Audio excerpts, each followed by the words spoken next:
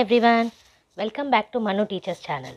So ఇవాల్టి క్లాస్లో inclusive practices అనే సబ్జెక్ట్లో ఇంక్లూజివ్ ఎడ్యుకేషన్ యొక్క యూనిట్ని కంటిన్యూ చేస్తున్నాము, which is the unit 1.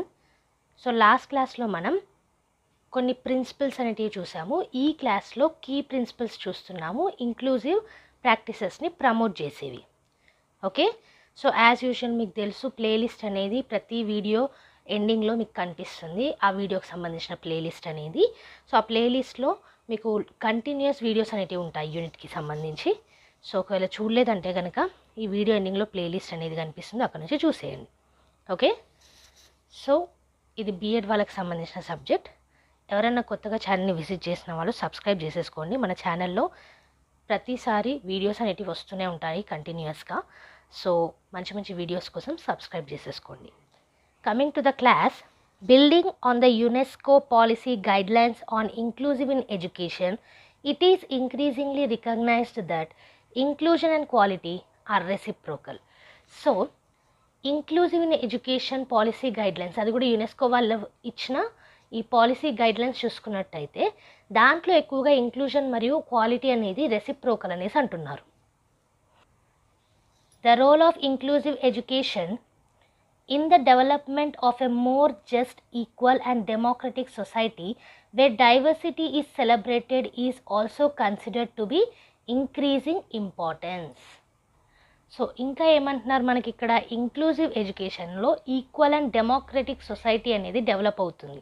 So దాని ద్వారా ఇక్కడ డైవర్సిటీ మీద కూడా ఇంపార్టెన్స్ అనేది ఇంక్రీజ్ అవుతుందన్నమాట. Okay, such development involves principles such as equal opportunities, non-discrimination and universal access, and needs to take account in particular of the individual needs of learners who are at risk of social exclusion and marginalization.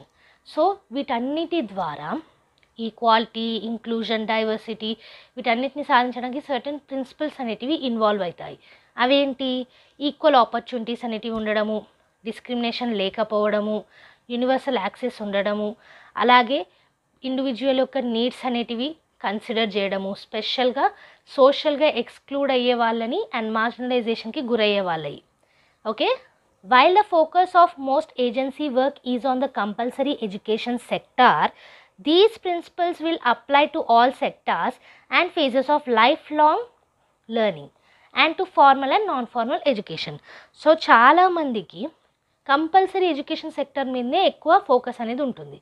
దాంతోపాటుగా ఇప్పుడున్న principles అనేటివి అన్ని సెక్టార్స్కి, life long లెర్నింగ్కి, అలాగే formal non formal ఎడ్యుకేషన్కి మనం implement చేస్తాం. Next చూసుకుంటే, the learner focused principles will apply equally to learners with and without disabilities as inclusion is concern with the quality of education of all learners. So ఈ learner focused principles ఏవైతే ఉన్నాయో అది learners అందరికీ వర్తిస్తుంది. Disabilities ఉండనివ్వండి, లేదు disabilities లేవనుకోండి. Okay, so ఎవరికి కానీ అది వర్తిస్తూనే ఉంటుంది. ఎందుకు అనంటే ఇంక్లూజన్లో క్వాలిటీ ఆఫ్ ఎడ్యుకేషన్ అందరికీ ఈక్వల్గా అందుతుంది కాబట్టి. ఓకే, సో దీంట్లో ఈ కీ ప్రిన్సిపల్స్లో వన్ ఆఫ్ ద థింగ్ ఏంటి, responding to learners voices. Learners' voices and those of family and advocates should be listened to, particularly when decisions are made that affect their lives. So వాళ్ళ లైఫ్స్ని effect చేసేలాగా decisions ఏమైనా తీసుకున్నప్పుడు learners లైఫ్స్ని, వాళ్ళ voices, learners యొక్క family voices, advocates voices ఇవన్నిటిని కూడా వినాల్సి ఉంటుంది. Okay, learners must be provided with relevant information in appropriate formats to enable them to take a full part in all discussions and decisions regarding their education and plans for the future. So వాళ్ళ education గురించి, వాళ్ళ future plans గురించి discuss చేసేటప్పుడు, decisions తీసుకునేటప్పుడు వాళ్ళని కంపల్సరీగా involve చేయాల్సి ఉంటుంది. ఓకే, రెలివెంట్ ఇన్ఫర్మేషన్ అనేది అప్రోప్రియేట్ ఫార్మాట్స్లో తీసుకుంటే అది హెల్ప్ అవుతుంది. సో అందుకే learners should have a voice in decisions that affect them. So ఆ డెసిషన్స్ ఏంటి, అసెస్మెంట్లో, ఇన్ అసెస్మెంట్, లెర్నింగ్ ప్రాసెస్లో, in the learning process, in planning their learning including personal factors. So వాళ్ళ లెర్నింగ్ని ప్లాన్ చేసుకునేటప్పుడు అవి పర్సనల్ ఫ్యాక్టర్స్ని కూడా ఇంక్లూడ్ చేస్తాయి. In provision of support to overcome barriers, learning జరిగేటప్పుడు ఏమైనా బ్యారియర్స్ ఉంటే వాటిని ఓవర్కమ్ చేయడం. తర్వాత కరికులంలో ఇన్ కరికులం, తర్వాత in evaluating the learning outcomes to ensure educational achievement and well being. So evaluate చేసేటప్పుడు ఎడ్యుకేషనల్ అచీవ్మెంట్ మరియు వెల్ బీయింగ్ ఉండేలాగా అవుట్కమ్స్ అనేటివి రావాలి. సో దాంట్లో కూడా లెర్నర్స్ని ఇన్వాల్వ్ చేయాల్సి ఉంటుంది. So these are the circumstances where you should involve the learner, you should listen to the learner voices. So second one చూసుకున్నట్టయితే active participation of learners, ఇది కూడా important. All learners are entitled to be active participants in the life of school and community. So స్కూల్లో కానివ్వండి, కమ్యూనిటీలో కానివ్వండి, learners అందరు కూడా active participants లాగా ఉండాలి. All learners should feel like they are being valued and part of their class or school. So అందరికీ వాళ్ళు ఈ ప్లేస్కి బిలాంగ్ అవుతున్నాం, మేము అందరు లెర్నర్స్ ఇలా ఫీల్ అవ్వాలన్నమాట. అంటే ఒక వాల్యూ అనేది ఇస్తున్నారు మా ఒపీనియన్స్కి, మమ్మల్ని ఇక్కడ బిలాంగింగ్ చేస్తున్నారు ఇలా. Okay, learners should be consulted about any additional support needed to help them participate in full range of activities and experiences offered. So ఒక్కోసారి ఏంటంటే లెర్నర్స్ అన్నిట్లో పార్టిసిపేట్ చేస్తూనే ఉంటారు, కానీ కొన్నిట్లలో పార్టిసిపేట్ చేయడానికి వాళ్ళకి కరెక్ట్గా అడిషనల్ సపోర్ట్ అనేది దొరకకపోవచ్చు. సో మనం రెగ్యులర్గా కన్సల్ట్ చేయాలి లెర్నర్స్కి. సో మీకు ఏమైనా అడిషనల్ సపోర్ట్ కావాలా వీటిలో పార్టిసిపేట్ చేయడానికి, సో దట్ అన్నిట్లో పార్టిసిపేట్ చేసేలాగా రెడీ ఉంటారు. ఓకే, సో అందుకే ఇక్కడ learners should have opportunities for collaboration and cooperative learning with flexible peer groups to develop social and communication skills. So collaboration మరియు కోఆపరేట్ లెర్నింగ్ జరిగేలాగా ఆపర్చునిటీస్ అనేటివి create చేయాలి. And అలాగే flexible peer groups ఉండాలి, so that వాళ్ళు social and communication స్కిల్స్ని develop చేసుకోగలుగుతారు. తర్వాత have a sense of belonging and feel secure in the school environment. So school ఎన్విరాన్మెంట్లో ఒక సెన్స్ ఆఫ్ బిలాంగింగ్, మేము ఇక్కడ బిలాంగ్ అవుతాము, ఒక సెక్యూరిటీ ఫీలింగ్ అనేది ఉండాలి. Recognise their responsibilities to others in school and community. So వాళ్ళ రెస్పాన్సిబిలిటీస్ టువర్డ్స్ అదర్స్ ఎలా ఉండాలి అనేది రికగ్నైజ్ చేయడము. అలాగే take a full part in extra curricular and out of school activities. Extra curricular యాక్టివిటీస్లో, అవుట్ ఆఫ్ స్కూల్ యాక్టివిటీస్లో ఫుల్గా part తీసుకోవడము. Have their achievements recognised and celebrated. వాళ్ళ అచీవ్మెంట్స్ అనేటివి రికగ్నైజ్ చేయడం, సెలబ్రేట్ చేయడం. Maintaining high expectations, increasing independence in learning. So లెర్నింగ్లో independence increase చేయడం వల్ల హై ఎక్స్పెక్టేషన్స్ని మెయింటైన్ చేయడం. అండ్ దాంతోపాటుగా take responsibilities of their own learning and an active role in learning process. So learning ప్రాసెస్లో యాక్టివ్ రోల్ అనేది నిర్వహించడము, అండ్ అలాగే వాళ్ళ ఓన్ లెర్నింగ్కి వాళ్ళే రెస్పాన్సిబుల్ వహించడం. Okay, so these are about the participation. Next చూసుకున్నట్టయితే positive teacher attitudes. All teachers should have positive attitudes towards all learners and they will to work collaboratively with colleagues. So అందరు టీచర్స్కి, అందరు learners పట్ల positive attitude అనేది ఉండాలి. దాంతోపాటుగా colleagues తోటి కూడా, అప్పుడే కొలాబరేటివ్గా వర్క్ చేయగలుగుతారు. All teachers should see diversity as a strength and a stimulus for their own further learning. So diversity అనేది మన యొక్క ఫర్దర్ లెర్నింగ్, అంటే యాజ్ టీచర్స్ మనకి ఇంకా హెల్ప్ అవుతుంది, అదొక స్ట్రెంగ్త్ లాంటిది అనేసి చూడాలి మనం. Okay, in there initial and continuing education teachers need experiences that will develop positive attitudes and values and encourage them to research, reflect and find innovative solutions to new challenges presented by learner difference. So లెర్నర్స్లో individual differences అనేటివి ఉంటాయి. So కొత్త కొత్త challenges అనేటివి వస్తూనే ఉంటాయి. వాటికి innovative solutions మనం ఎలా తీసుకురావచ్చు యాజ్ ఎ టీచర్? మనం ఏంటి అని అంటే మన ఎక్స్పీరియన్సెస్ ద్వారా మన యొక్క పాజిటివ్ యాటిట్యూడ్స్ అండ్ వాల్యూస్ని డెవలప్ చేసుకుంటూ. ఓకే, సో అందుకే ఇక్కడ టీచర్ షుడ్ ఏం చేయాలి అనేసి ఇచ్చారు. Take responsibility for all learners and show understanding of the fundamental needs that they all have in common. So ఒక రెస్పాన్సిబిలిటీ తీసుకోవాలి. ఫస్ట్ ఆఫ్ ఆల్ తీసుకున్న తర్వాత అందరిలో కామన్గా ఉన్న ఫండమెంటల్ నీడ్స్ని అర్థం చేసుకోవాలి. Value and show commitment to meet broad range of outcomes and maintain high expectations for all learners. So ఎక్కువగా వచ్చే అవుట్కమ్స్కి వాల్యూ చేయాలి, కమిట్మెంట్ చూపించాలి, అండ్ అలాగే హై ఎక్స్పెక్టేషన్స్ని మెయింటైన్ చేయాలి. Recognise when learners need support and arrange this sensitively together with learner without using potentially limiting labels. So limiting potentially లేబుల్స్ని use చేయకుండా అందరూ ఒకటే దగ్గర ఉండేలాగా టుగెదర్నెస్ అనేది క్రియేట్ చేయాలి మీ సపోర్ట్ తోటి. ఓకే, అండ్ అలాగే have knowledge of a range of resources and the skills to enable them to be used effectively in the classroom. So class రూమ్లో రిసోర్సెస్ యూజ్ చేయాలంటే ఫస్ట్ ఆఫ్ ఆల్ టీచర్కి idea ఉండాలి, ఎంత range of resources ఉన్నాయి, ఎలా use చేయొచ్చు అనేది. అదే చెప్తున్నారు ఇక్కడ. Have a positive attitude to innovation and be prepared to continue their own personal and professional development. So ఎప్పుడు కూడా టీచర్ ఫిక్స్డ్గా ఉండొద్దు, చేంజ్కి అలవాటు పడేలా ఉండాలి. సో ఇన్నోవేషన్కి, చేంజ్కి, న్యూ థింగ్స్కి అలవాటు అవ్వాలంటే పాజిటివ్ యాటిట్యూడ్ ఉండాలి ఇన్నోవేషన్ సైడ్. ఓకే, అదే చెప్తున్నారు ఇక్కడ. సో అది మన ప్రొఫెషనల్ డెవలప్మెంట్కి కూడా యూజ్ అవుతుంది. నెక్స్ట్ చూస్తే collaborative with and support colleagues to reflect on practice and build team knowledge and skills in order to help learners. లెర్నర్స్కి హెల్ప్ అయ్యేలాగా నాలెడ్జ్ అండ్ స్కిల్స్ని మనం డెవలప్ చేసుకోవాలి అని అంటే కొలాబరేటివ్గా ఉండాలి వేరే వాళ్ళతోటి కూడా. సో అక్కడ నుంచి కూడా మనకి సపోర్ట్ అనేది వస్తుంది. Will reflect on hour practices. Okay, communicate effectively with learners, parents and colleagues from all agencies and support collaborative practice to benefit learners. లెర్నర్స్కి బెనిఫిట్ అయ్యేలాగా ఇంతకుముందే చెప్పాను, కొలీగ్స్ తోటి కొలాబరేటివ్గా ఉంటే కొన్ని తెలుసుకోవచ్చు. అదేవిధంగా పేరెంట్స్ తోటి, లెర్నర్స్ తోటి కమ్యూనికేషన్ స్కిల్స్ ఉండాలి, అలాగే కొలీగ్స్ తోటి కమ్యూనికేట్ అయ్యేలాగా ఉండాలి. సో వీటి వల్ల కూడా బెనిఫిట్ అవుతుంది మనకి అండ్ స్టూడెంట్స్కి కూడా. Okay, so that is about positive teacher attitudes. Next చూసుకున్నట్టయితే ఎఫెక్టివ్ టీచర్ స్కిల్స్. ఇందులో చూస్తే all teachers should develop skills to meet the divorce needs of all learners. So ప్రతి ఒక్క లెర్నర్కి కొన్ని నీడ్స్ అనేటివి ఉంటాయి. సో అన్ని డైవర్స్ నీడ్స్ని ఫుల్ఫిల్ చేయాలంటే టీచర్స్ కూడా దానికి తగ్గట్టుగా స్కిల్స్ అనేటివి డెవలప్ చేసుకోవాల్సి ఉంటుంది.